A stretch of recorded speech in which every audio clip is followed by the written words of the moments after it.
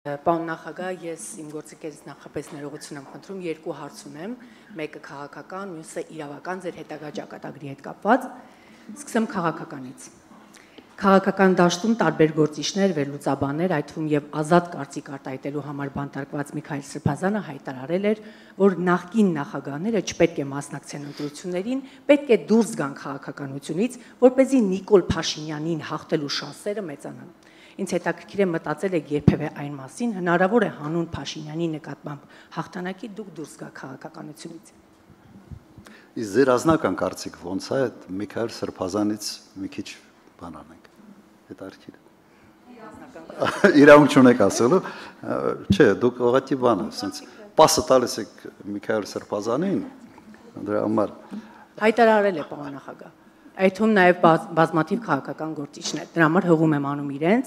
եւ ինձ հետաքրքիր է ձեր կարծիքը։ Դուք sense մի կողմ եք քաշում։ Համոզված եմ, որ դուք Լավը փաստերի հետ է։ Եղավ, լավ, նայեք։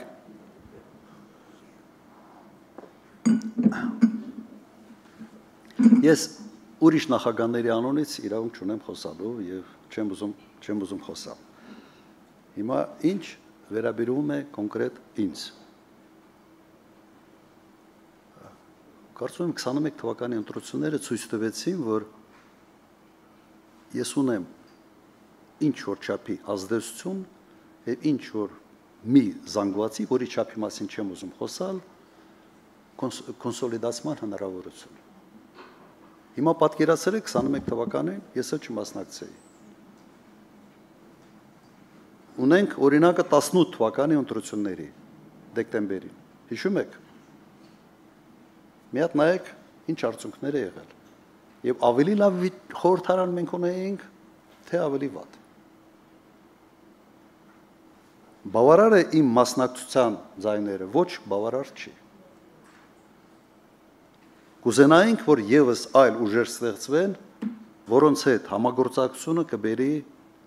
իրավիճակի փոփոխություն։ Այո, կցանկանանք եւ արտահայտում ենք դրա մասին շատ պարզ եւ հասկանալի ձևով։ Հիմա ինչ վերաբերվում է կոնկրետ ինձ։ Իմ թիմը մասնակցելու է եւ իդեպ, երբ որ ասում են նախագահների մասին, առաջին նախագահը ՀԱԿ կուսակցության առաջնորդ, ճիշտ է։ Հիմա եթե ՀԱԿ կուսակցությունը մասնակցում է ընտրություններին կամ հայտարարում է, որ մասնակցելու է ընտրությանը, առաջին նախագահը մասնակցում է, թե չի մասնակցում դրանով։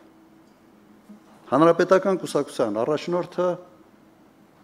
երրորդ նախագահն է։ Հանրապետական կուսակցությունը մասնակցել է բոլոր ընտրություններին։ Հիմա կուսակցության մասնակցությունը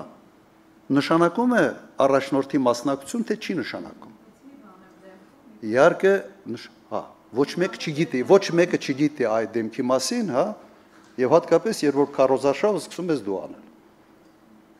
Իսկ առաջին նախագահը ինձ իր դեմքով է մասնակցել։ Դրա համար այսպես ասեմ, Իվանիշվիլին, որը պաշտոն չի զբաղեցնում Վրաստանում, բայց բոլորը տեսնում են, չէ, որ որևէ կարևոր հարց չի կարող լուծվել առանց իրեն, որովհետև ինքը վրացական երազանք կուսակցության առաջնորդն է, եւ այդ կուսակցությունը իշխող կուսակցություն է։ Այդպիսի վիճակ ունեցել ենք Լեհաստանում, երբ Կաչինսկին որևէ պաշտոն չզբաղեցնելով եղել է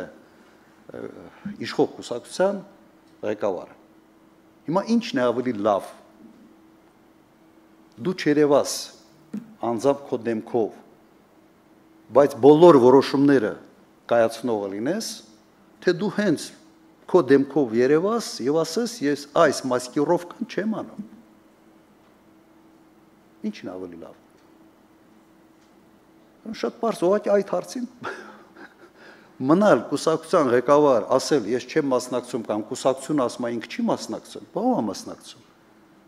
Կուսակցությունը մասնակցում է, ուրեմն ինքն էլ է մասնակցում։ Հիմա ինչ վերաբերում է կոնկրետ իմ դեմքով մասնակցելու կամ չմասնակցելու մասին։ Եթե մեր թիմում հայտնվի մեկը, որը սոցիոլոգիայով ավելի շատ ձայներ կարող է հավաքել, ես միայն ուրախ կլինեմ։ Միայն ուրախ կլինեմ։ Դա պրինցիպիալ հարց չի, դա ուղղակի քաղաքական դաշտի եւ հանրային կարծիքի հետազոտման հարց է։ Կրկնեմ, միայն ուրախ կլինեմ։ Եթե մտածում եք, թե 21 թվականի մեծ հաճույք է ստանում, որ 8-ից 10 հանդիպումներ ունենալ, ամբողջ բանով Հայաստանի Հանրապետությունով պատտվել, իհարկե չէ։ Բայց սոցիոլոգիան շատ հստակ ցույց էր տալիս, որ իմ պարագայում մենք ավելի շատ ձայներ կհավաքենք, քան մեր թիմի յուրաքանչյուրի պարագայում։ Եվ գնացել ենք այդ ճանապարհով։ Երևի այսքանը։ Եվ ձեր թույլտվությամբ չգիտեմ, ել ինչ ասեմ։ Ձեր թույլտվությամբ ես գիտեմ, որ հեսա ալիքներ ա գնալու մի ուրիշ ձևի։